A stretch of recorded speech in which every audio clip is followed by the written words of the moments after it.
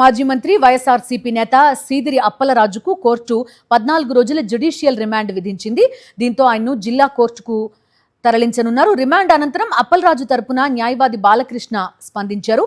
ఈ కేసు పూర్తిగా చట్టవిరుద్ధమని, ఇలాంటి కేసును ఇప్పటివరకు ఎక్కడా నమోదు చేయలేదని వ్యాఖ్యానించారు. ఆయన కేసు నమోదు నుంచి అరెస్టు వరకు అధికార దుర్వినియోగం స్పష్టంగా కనిపిస్తోందని ఆరోపించారు. ఈ చర్యలతో వ్యక్తిగత హక్కులపై దాడి జరిగిందని, చట్ట ప్రక్రియను ప్రభుత్వం ఉల్లంఘించిందని అన్నారు. ఆయన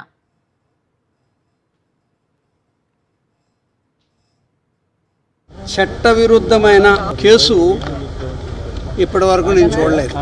ఎంత దుర్వినియోగం జరిగిందో, ప్రజల హక్కులపై, వ్యక్తి యొక్క హక్కుపై దాడి ఎంత జరిగింది అన్నది దీన్ని బట్టి అర్థమవుతున్నది. నిన్న రాత్రి 10 గంటలకు రిమాండ్కి తెస్తాం, 9కి అన్నారు, 10 అన్నారు, 11 అన్నారు, 4 అన్నారు, 3 అన్నారు, చివరికి ఈరోజు 5కి తెచ్చారు.